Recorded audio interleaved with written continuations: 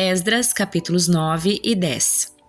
Depois que essas coisas foram feitas, os líderes judeus vieram e me disseram: muitos israelitas e até mesmo alguns sacerdotes levitas não se mantiveram separados dos outros povos que habitam nesta terra. Adotaram as práticas detestáveis dos cananeus, dos hititas, dos ferezeus, jebuseus, amonitas, moabitas, egípcios e dos amorreus. Os homens de Israel se casaram com mulheres desses povos e as tomaram como esposas para os seus filhos. A descendência santa se contaminou por meio desses casamentos mistos. E pior ainda, os líderes e os oficiais foram os primeiros a cometer essa infidelidade. Quando vi isso, rasguei minha túnica e meu manto, arranquei cabelos da cabeça e da barba e me sentei absolutamente pasmo. Então todos que tremiam diante das palavras do Deus de Israel vieram e sentaram-se comigo por causa dessa infidelidade cometida pelos exilados que haviam regressado. Fiquei sentado ali atônito até o sacrifício da tarde. Na hora do sacrifício, levantei-me de onde havia sentado em lamentação, com as roupas rasgadas. Caí de joelho, ergui as mãos ao Senhor meu Deus e orei. Ó meu Deus, estou profundamente humilhado e tenho vergonha de levantar meu rosto para ti, pois nossos pecados se elevaram acima de nossa cabeça e nossa culpa chegou até os céus. Desde o dia dos nossos antepassados até agora, temos vivido cheios de pecado. Por isso nós, nossos reis e nossos sacerdotes, fomos entregues nas mãos dos reis da terra. Fomos mortos, capturados, roubados e desprezados, como acontece hoje. Agora, porém, a graça do Senhor nosso Deus nos foi concedida por um breve momento. Ele permitiu que alguns de nós sobrevivêssemos como um remanescente e nos deu segurança nesse lugar santo. Nosso Deus iluminou nossos olhos e nos concedeu um pouco de alívio de nossa escravidão. Éramos escravos, mas em seu amor leal, nosso Deus não nos abandonou na escravidão. Em vez disso, fez os reis da Pérsia nos tratarem com bondade. Ele renovou nossas forças para que reconstruíssemos o templo do nosso Deus e restaurássemos suas ruínas. Deu-nos um muro de proteção em Judá e em Jerusalém. Agora, ó nosso Deus, o que podemos dizer depois de tudo isso? Pois mais uma vez abandonamos teus mandamentos. Tu nos advertiste por meio dos teus servos, os profetas, quando eles disseram: a terra em que estão entrando está inteiramente contaminada pelas práticas detestáveis dos povos que nela habitam. Está cheia de corrupção de uma extremidade à outra. Não permitam que suas filhas se casem com os filhos deles, nem tomem as filhas deles como esposas para os seus filhos. Jamais promovam a paz e a prosperidade dessas nações. Se seguirem essas instruções, serão fortes, desfrutarão das coisas boas que a terra produz e deixarão essa prosperidade como herança para seus filhos para sempre. Tudo o que nos aconteceu é castigo de nossa maldade e de nossa grande culpa. Ainda assim, recebemos um castigo muito menor do que merecíamos, pois tu, nosso Deus, permitiste que alguns de nós sobrevivêssemos como um remanescente. E, no entanto, quebramos teus mandamentos outra vez e nos casamos com pessoas que praticam essas coisas detestáveis. Acaso tua ira não será suficiente para nos destruir a ponto de não sobreviver nem mesmo este pequeno remanescente?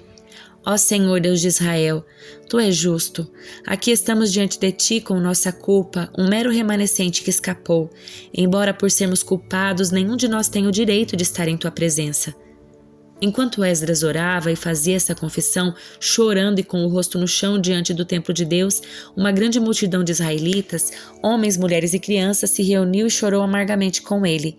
Então Secanias, filho de Jeiel, descendente de Elão, disse a Esdras: fomos infiéis a nosso Deus, pois nos casamos com mulheres estrangeiras dos povos desta terra. Apesar disso, há esperança para Israel.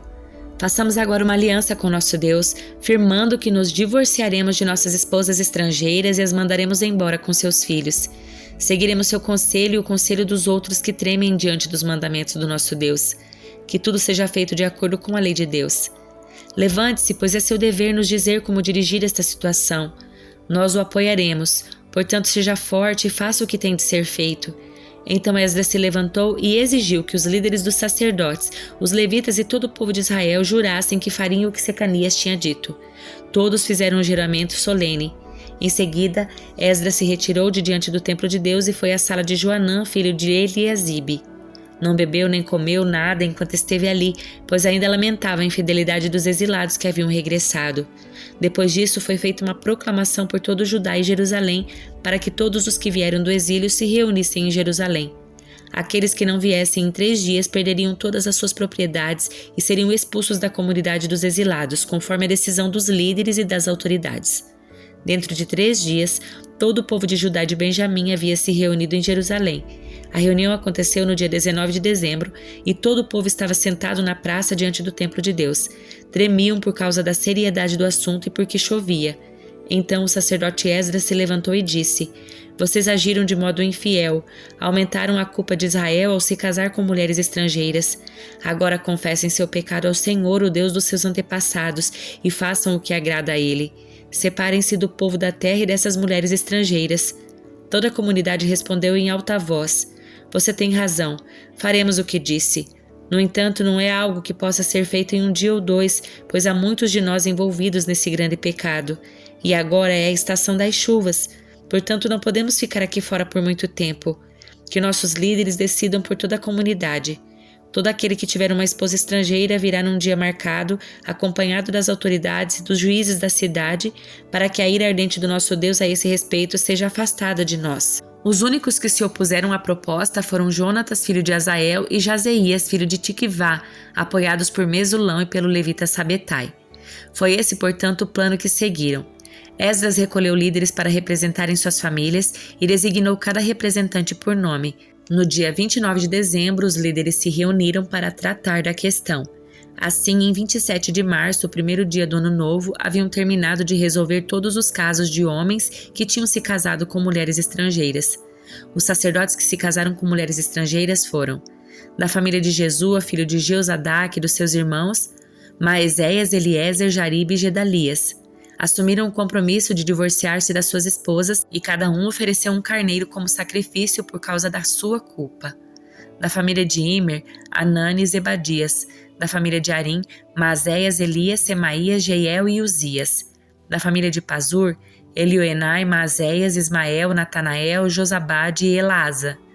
Os levitas culpados desse pecado foram Josabade, Simei, Quelaías, também chamado Quelita, Petaías, Judá e Eliezer. O cantor culpado desse pecado foi Eliasibe. Os porteiros culpados desse pecado foram Salum, Telém e Uri. Os outros israelitas culpados desse pecado foram da família de Parós, Ramias, Gesias, Malquias, Biamim, Eleazar, Malquias e Benaia. Da família de Elão, Matanias, Zacarias, Jeiel, Abde, Jeremote e Elias. Da família de Zato, Elioenai, Eliasibe, Matanias, Jeremote, Zabade e Aziza. Da família de Bebai, Joanã, Ananias, Zabai e Atlai. Da família de Bani, Mesulão, Maluque, Adaías, Jazube, Seal e Jeremote.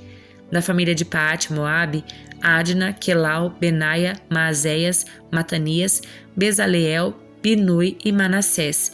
Da família de Arim, Eliezer, Isias, Malquias, Semaías, Simeão, Benjamim, Maluque e Semarias. Da família de Azum, Matenai, Matatá, Zabade, Elifelete, Jeremai, Manassés e Simei. Da família de Bani, Maadai, Amrão, Uel, Benaia, Bedias, Quelui. Vanias, Meremote, Eliasibe, Matanias, Matenai e Jaazai. Da família de Binui, Simei, Selemias, Natã, Adaías, Maquinadebai, Sazai, Sarai, Azareel, Selemias, Semarias, Salum, Amarias e José. Da família de Nebo, Jeiel, Matitias, Zabade, Zebina, Jadai, Joel e Benaia. Todos esses homens se casaram com mulheres estrangeiras e alguns tiveram filhos com essas esposas. Salmo de número 105. Deem graças ao Senhor e proclamem seu nome. Anunciem entre os povos o que ele tem feito. Cantem a ele, sim, cantem louvores a ele. Falem a todos de suas maravilhas. Exultem em seu santo nome. Alegrem-se todos que buscam o Senhor. Busquem o Senhor e sua força. Busquem sua presença continuamente. Lembrem-se das maravilhas que ele fez, dos milagres que realizou e dos juízos que pronunciou. Vocês que são filhos do seu servo Abraão, descendentes de Jacó, seus escolhidos. Ele é o Senhor nosso Deus. Vemos sua justiça em toda a terra. Ele é fiel à sua aliança para sempre e ao compromisso que firmou com 1000 gerações. É a aliança que fez com Abraão, o juramento que fez a Isaque. Ele a confirmou a Jacó por decreto, ao povo de Israel como aliança sem fim. Darei a vocês a terra de Canaã como a porção da sua herança. Assim declarou quando eles ainda eram poucos, um punhado de estrangeiros em Canaã. Vagaram de uma nação a outra, de um reino a outro, e, no entanto, ele não permitiu que ninguém os oprimisse e em seu favor repreendeu reis. Não toquem em meu povo escolhido, não façam mal a meus profetas. Mandou vir fome sobre a terra de Canaã e cortou a provisão de alimento. Então enviou um homem adiante deles, José, que foi vendido como escravo. Feriram seus pés com correntes e com ferros prenderam seu pescoço. O Senhor pôs José à prova, até chegar a hora de cumprir sua palavra. O faraó mandou chamar José e o libertou. O governante de nações lhe abriu a porta da prisão. José foi encarcerado do palácio real e se tornou administrador de todos os seus bens. Tinha toda a liberdade de instruir os assistentes do faraó e de ensinar os conselheiros da corte.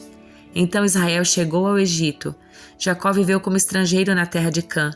O Senhor multiplicou seu povo até que se tornaram mais numerosos que os seus opressores. Voltou os egípcios contra seu povo e eles tramaram contra os servos do Senhor. Mas o Senhor enviou Moisés, seu servo, e Arão, a quem havia escolhido. Eles realizaram sinais entre os egípcios, maravilhas na terra de Cã. O Senhor cobriu o Egito com trevas, pois desobedeceram as ordens para deixar o seu povo ir. Transformou as águas em sangue e matou os peixes. Rãs infestaram a terra e invadiram até os aposentos do rei. Por sua ordem, moscas desceram sobre os egípcios e piolhos encheram todo o seu território. Enviou-lhes granizo em lugar de chuva e relâmpagos faiscaram sobre a terra.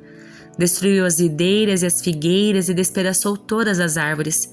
Por sua ordem vieram enxames de gafanhotos, incontáveis gafanhotos jovens. Devoraram toda a vegetação da terra e destruíram toda a plantação dos campos. Depois matou o filho mais velho de todos os lares egípcios, a força e o orgulho de cada família. Tirou seu povo do Egito cheio de prata e de ouro, e ninguém das tribos de Israel sequer tropeçou. Os egípcios se alegraram quando eles partiram, pois muitos os temiam. O Senhor estendeu sobre o povo uma cobertura de nuvem e lhe deu fogo para iluminar a escuridão. Quando pediram carne, enviou codornas, saciou sua fome com o pão do céu. Partiu uma rocha e jorrou água que correu como um rio pelo deserto, pois ele se lembrou da santa promessa que havia feito a seu servo Abraão. Tirou seu povo do Egito com alegria, seus escolhidos com celebração. Deu ao seu povo as terras e nações, e eles colheram o que os outros haviam plantado. Tudo isso aconteceu para que guardassem seus decretos e obedecessem às suas leis. Louvado seja o Senhor. Livro de Hebreus, capítulo 4.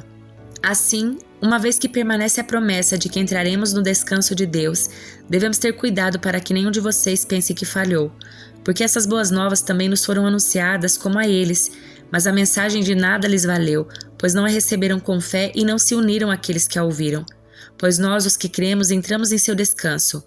Quanto aos demais, Deus disse: assim jurei em minha ira, jamais entrarão em meu descanso. Embora suas obras estejam prontas desde a criação do mundo, sabemos que estão prontas por causa da passagem que menciona no 7º dia. No 7º dia, Deus descansou de todo o seu trabalho. Mas, em outra passagem, Deus diz: jamais entrarão em meu descanso. Portanto, o descanso está disponível para que alguns entrem nele, mas os primeiros que ouviram essas boas novas não entraram por causa da sua desobediência. Por isso, Deus estabeleceu outra ocasião para que entrem em seu descanso, e essa ocasião é hoje. Ele anunciou isso por meio de Davi muito tempo depois nas palavras já citadas. Hoje, se ouvirem sua voz, não endureçam o coração. Se Josué lhes tivesse dado descanso, Deus não teria falado de outro dia de descanso por vir. Logo ainda há um descanso definitivo à espera do povo de Deus. Porque todos que entrarem no descanso de Deus descansam do seu trabalho como Deus o fez após a criação do mundo. Portanto, esforcemo-nos para entrar nesse descanso, mas se desobedecermos como no exemplo citado, cairemos. Pois a palavra de Deus é viva e poderosa, é mais cortante que qualquer espada de 2 gumes, penetrando entre a alma e o espírito, entre a junta e a medula e trazendo à luz até os pensamentos e desejos mais íntimos. Nada em toda a criação está escondido de Deus, tudo está descoberto e exposto diante dos seus olhos, e é a Ele que prestaremos contas. Visto, portanto, que temos um grande sumo sacerdote que entrou no céu, Jesus, o Filho de Deus, apeguemo-nos firmemente àquilo em que cremos. Nosso sumo sacerdote entende nossas fraquezas, pois enfrentou as mesmas tentações que nós, mas nunca pecou. Assim, aproximemo-nos com toda a confiança do trono da graça, onde receberemos misericórdia e encontraremos graça para nos ajudar quando for preciso.